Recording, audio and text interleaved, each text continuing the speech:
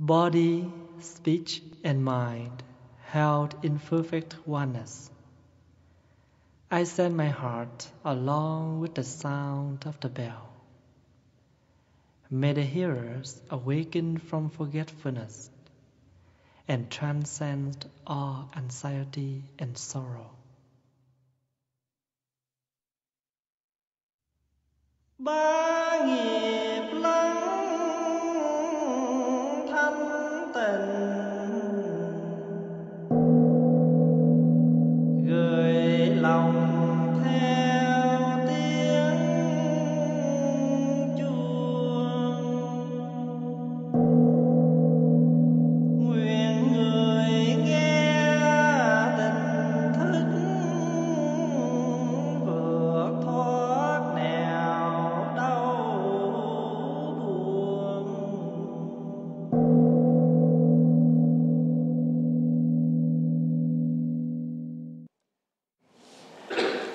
Good morning, my dear brothers, sisters, and friends.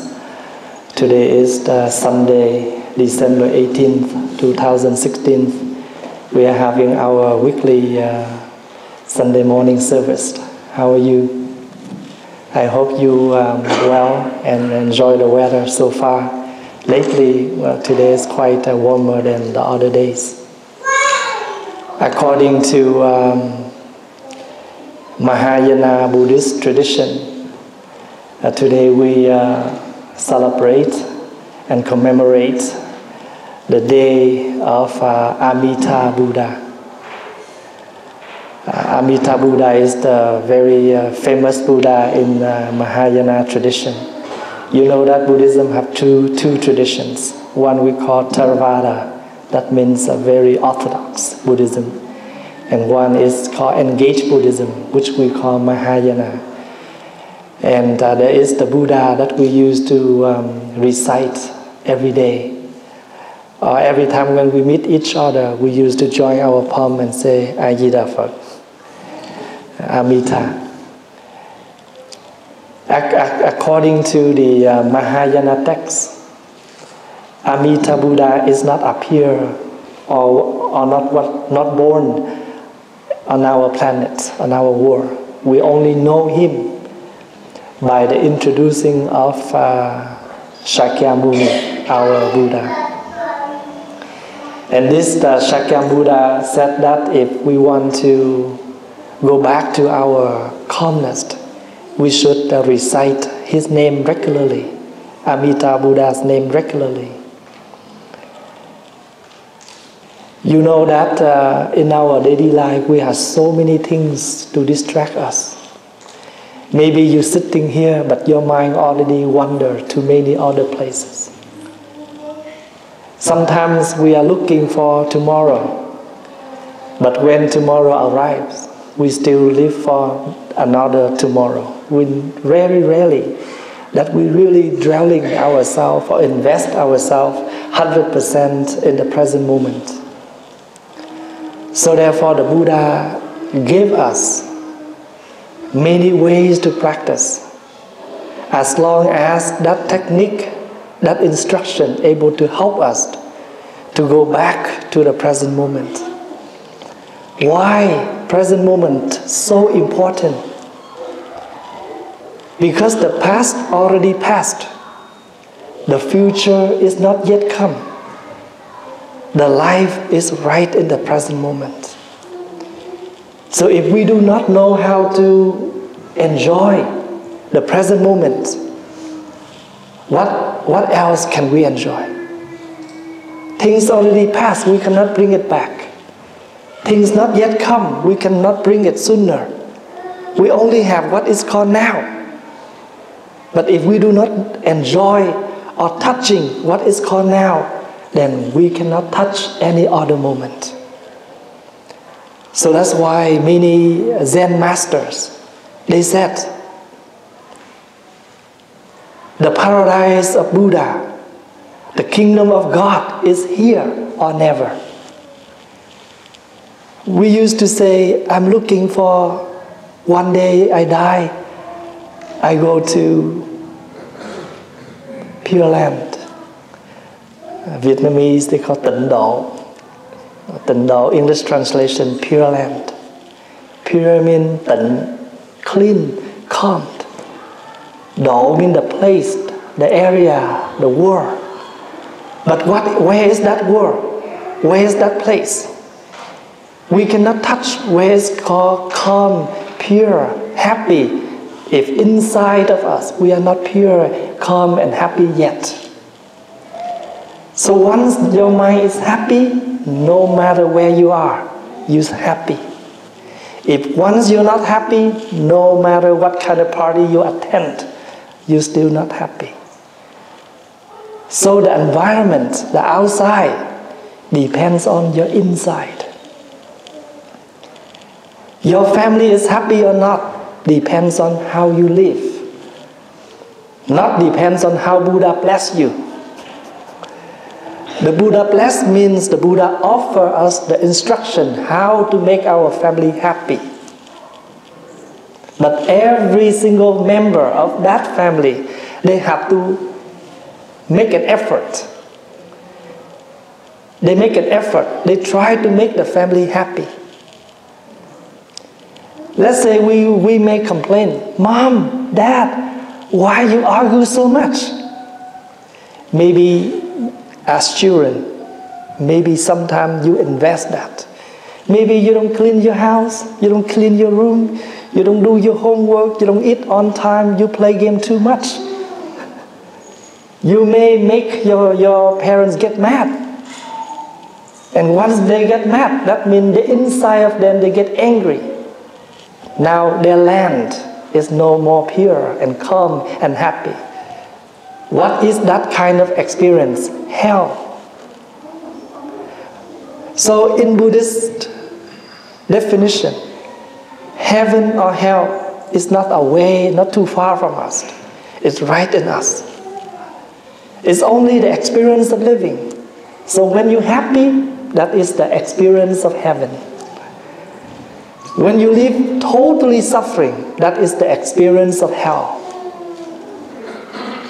When you have no love, when you have no understanding, when you have so much jealousy, you live very selfish. That is the rhyme of hunger. We are very much hunger for love, hunger for understanding, hunger for giving. So in Buddhist practice, when we say, oh, go to the Buddha land, go to heaven, go to hell, it's not hell is not underground. Heaven is not up there.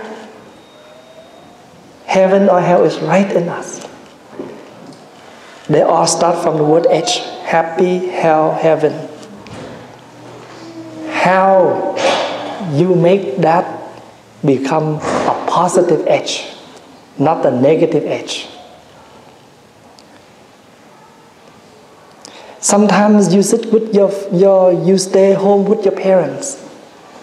You don't have to do anything as long as you see your parents happy, your mom is cooking, your dad is helping, you cleaning your room.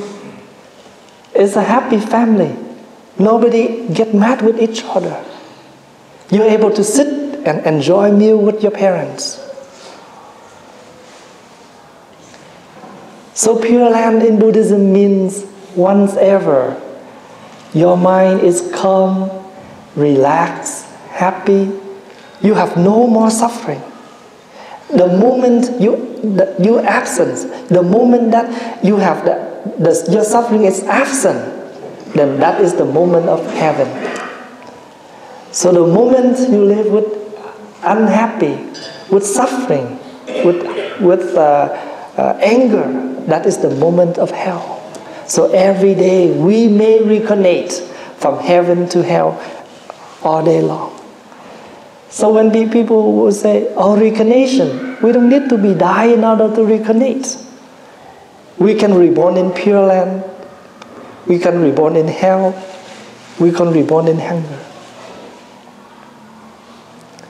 So, the Buddha gave us many different kind of medications. Depends on what kind of sickness we are. So because we're so much wondering, that's why the Buddha gave us the name of the Buddha for us to recite. So when you focus on the name, you think about the Buddha, you speak up the name of the Buddha. You meditate on the Buddha. Your mind is less wandering. You're able to bring yourself to the present moment. The moments of calmness, the moment of relax.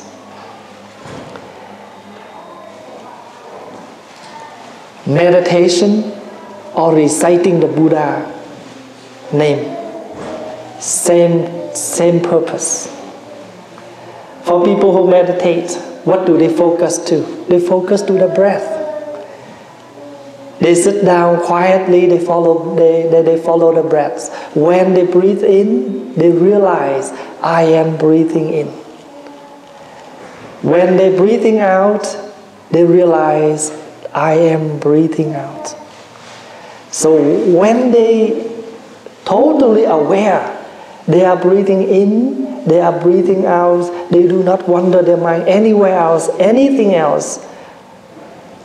They try to bring their mind to focus one thing at a time. So we are unable to follow the breath, so now we follow the Buddha's name. Say the Buddha's name, like we just practiced a few minutes ago.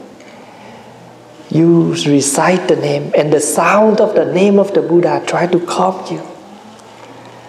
So when you visit the patients who they are very sick, you can recite the Buddha's name slowly, calmly, to comfort them. Yesterday I was in Calgary to visit a very ill lady. She's very old, 90 years old. She almost come to the last minute. So the family call us and invite us to come to support her. Looked like she totally not aware, but when I came in, I called her. She aware. I said, if you hear me, signal your eyes, so we know that you still aware. So she tried to open her eyes. She tried to move her eyebrow in order to let us know that she aware.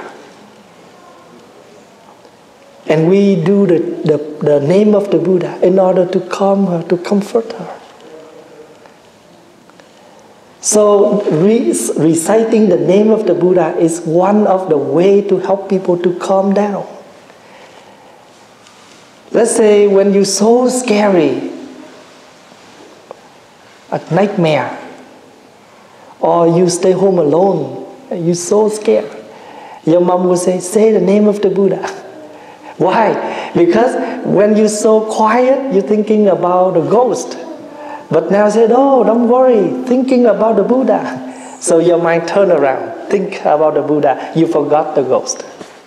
So ghost is nowhere, just because we have a perception, ghost around here.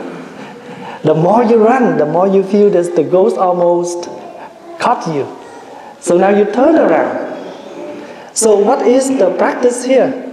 Just turning around. When you do something wrong, turn around to focus to the right. When you realize you turn on the wrong way, then what happened? Don't just say, oh, I'm in the wrong way, but keep going. If you realize that you're on the wrong way, turn around and you exit. You're out of that wrong way. Very simple. Buddhism offers us the insight, the wisdom to reflect, to see. If you already realize you are wrong, don't just say, yes, I'm wrong, I know I'm wrong, but keep going. Saying it is not enough.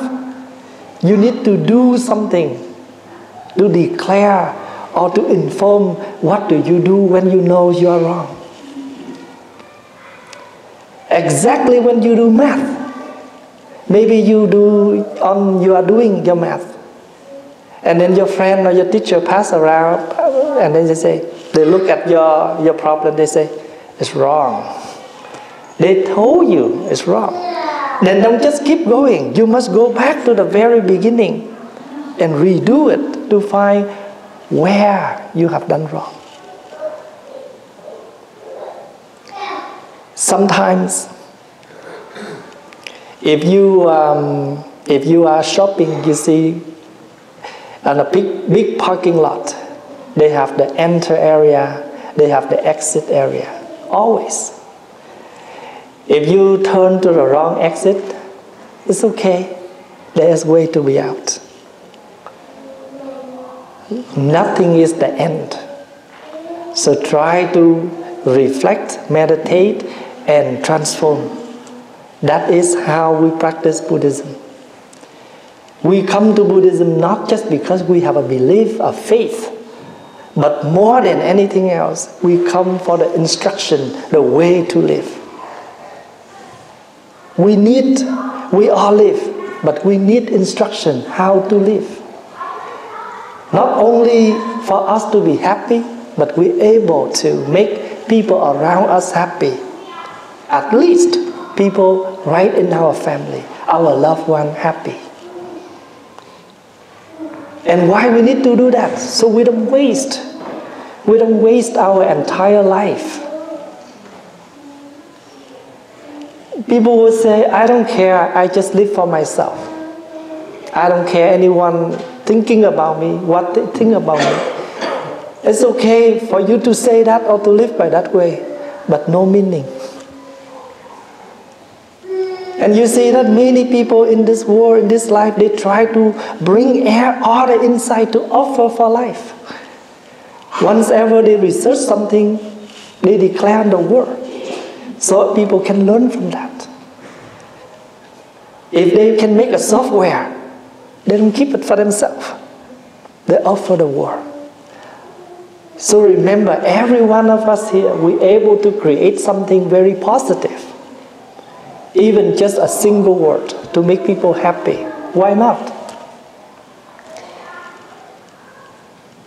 Life sometimes very simple. Bring a cup of water for that person. Say hello to that person. Ask them a question, how are you? You go to shopping or somewhere, you are ahead of one person, you open the door. That person get in, they say thank you. What else they do? So they come in first before you. Now their turn to open the door for you. You come in, you both help each other for one door each. And you receive a word, thank you. Life is that simple. Heaven is right there. Pure Land is right there. Buddhism is right there. Meditation is right there. So people will say, how can I apply Buddhism? You don't need to meet Buddhism right in the temple. Every corner, everywhere of your daily activities. I can learn, I can apply the teachings of the Buddha anywhere in my life. When I drive, when I cook, when I do many things. A few days ago, I attended a funeral of a lady who is only 50-something. A few friends attend the funeral, and I said, today we all come to attend the funeral and also to share the difficult time with the family and also to say goodbye to the late. So usually we go to the funeral, we attend the funeral just because one of the two reasons, whether we know the late or whether we know their family member. Is that correct? We used to attend the funeral just because we say, oh, I know his son, I know his daughter, I know his family, or I know him. That's good enough. That's good. But to me, one more thing we should come for. We come for the funeral because of the death, because of the family, and now because of us. Because of ourselves, that's why we are here. Why? Because every time when you attend a funeral, you have a chance to reflect the fragile of life, the coming, the departing suddenly of many people. Then what happened for us to learn now? Try to live good. Try to be there for our loved one as much as we can. Try to do something good as much as we can. So if one day anyone who departs, there's nothing to regret because we have done the best. I used to say, we do not ask for perfect, but at least we're happy because we have tried the best. I never expect anyone to be perfect, especially my students. But I like to see them try their best. If you try the best already, and that's all you can do, and that's much appreciated. What is that called? Meditation. Meditation means you're able to reflect on anything in this life. Let's say you come to the bus, you take the bus. Usually you have to be there. Sometimes you just 1 minute or half minute late. You have to stand there for an hour to wait for another bus. Just half minute late. Why? Because you delay, you forgot something there inside. That's why you late. Life is like that. Sometimes we say, oh, I have plenty of time, but sometimes you have no time. Even half minute. So therefore, whenever we can see things, we can do things, let's do it. Do not retard. Do not be late. And this is how we learn and practice Buddhism. Thank you for your listening. Thank you for your